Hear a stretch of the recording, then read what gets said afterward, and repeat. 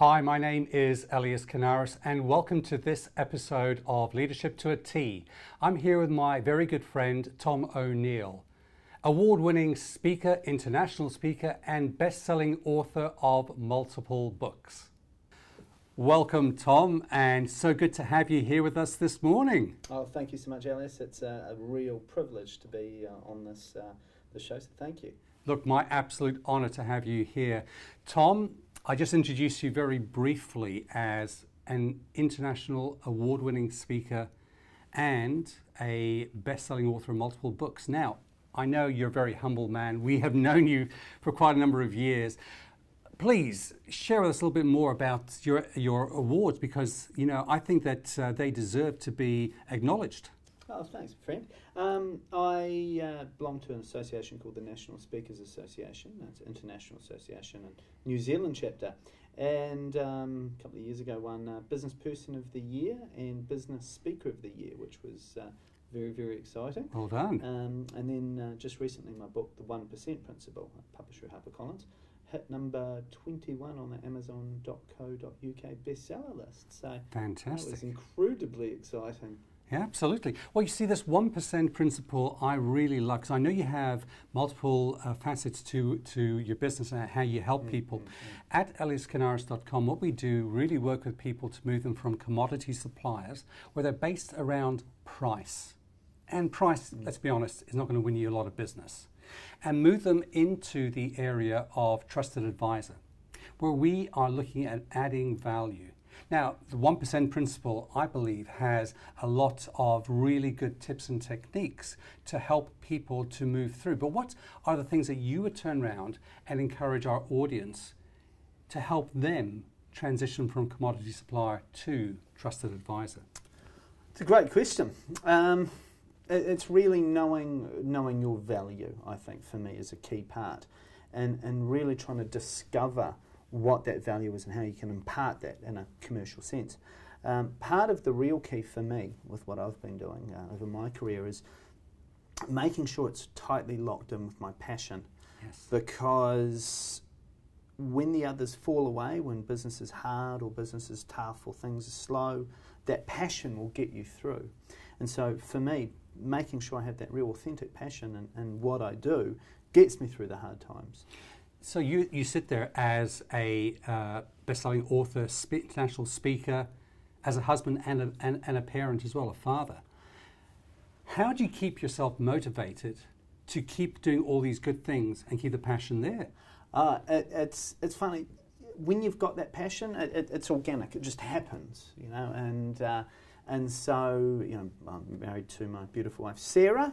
Sarah the gardener. Sarah the gardener, that's right. Looking forward to interviewing her. Yes, indeed. No, she's very successful. Outsells me in the book department, sadly. Oh, you're such a generous and giving person. Yes, very happy.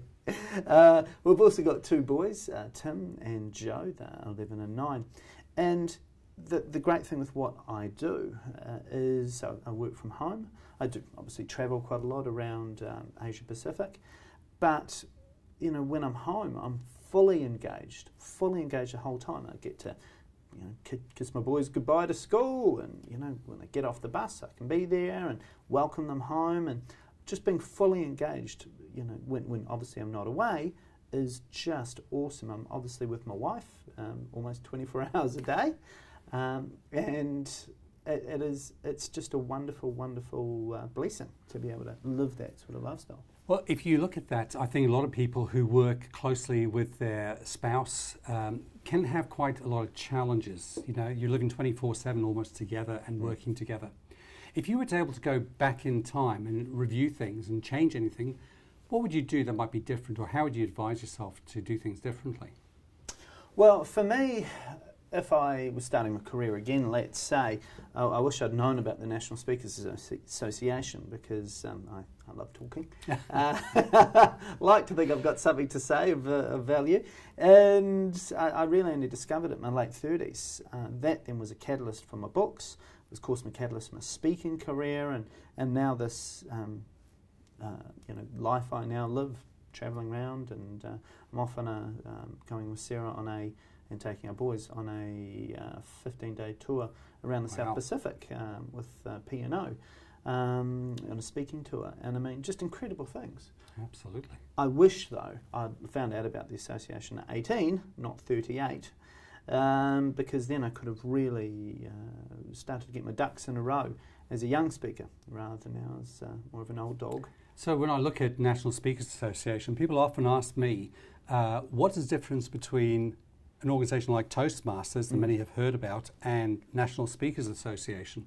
And often I would turn around and say that Toastmasters is about the art of speaking, give you confidence to stand up in front of a group, small or large, whereas National Speakers Association is about the business of speaking. Absolutely. And this is the thing, when I was young, my pastor at my church, he said, oh, we're going to put you on this Toastmasters course to see some potential. And I was obviously very honoured and did the Speechcraft course, and it was wonderful, loved it.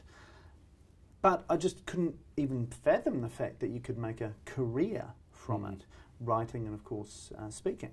And so when I was introduced to the NSA, as it's called, it was a revelation. And again, as you say, you know, Toastmasters is about becoming a quality speaker, someone who can engage an audience, get people excited, those sort of things.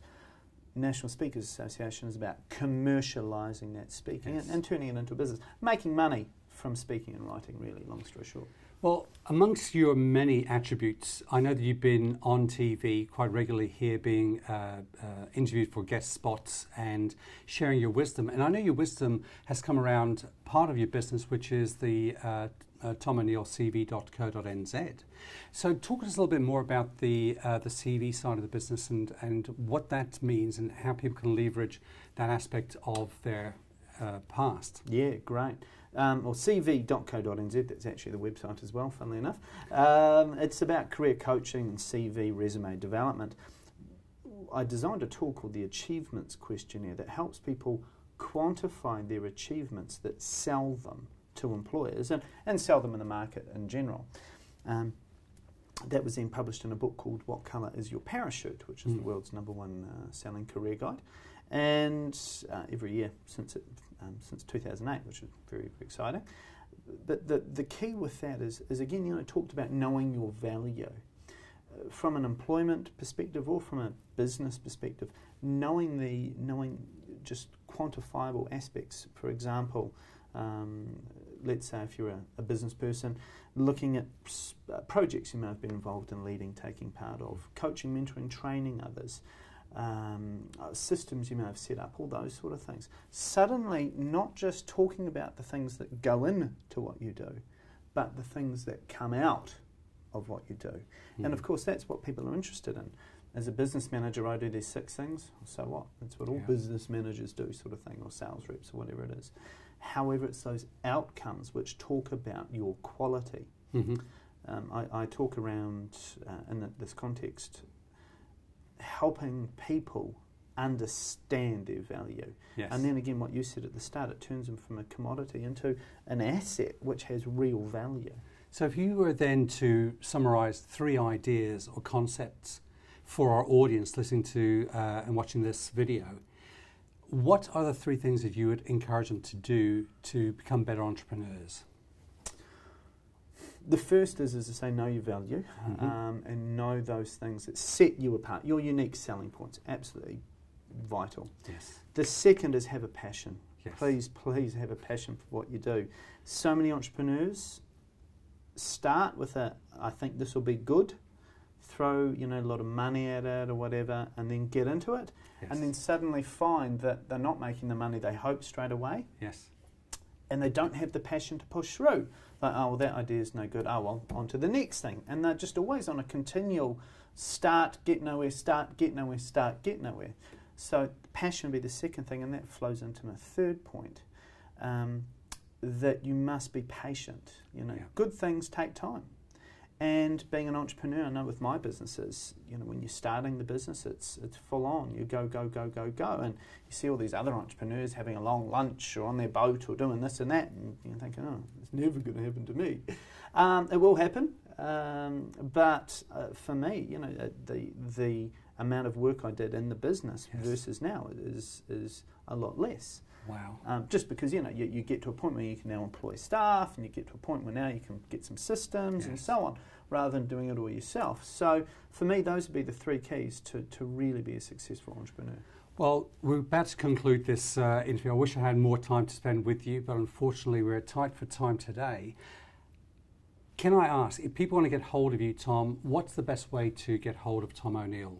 Yeah, you can track me down via my first website, tomoneil.com, TOMONEIL.com, or visit my website, cv.co.nz. So we have tomoneil.com or cv.co.nz. That's the one. Well, I just want to summarise.